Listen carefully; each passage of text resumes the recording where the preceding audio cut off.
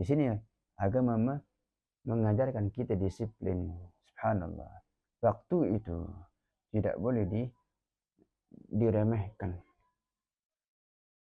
dan juga tidak boleh dipermainkan, karena waktu ini sangat mahal bagi seorang yang bernama manusia.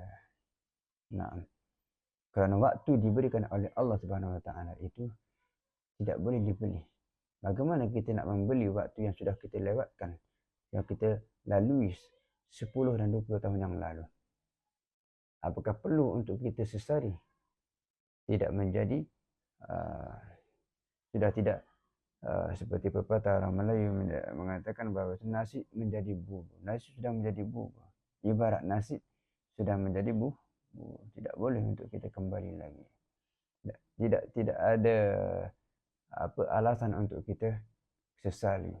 Karena segala apa yang kita putuskan di dalam kehidupan kita, kita mesti bertanggungjawab.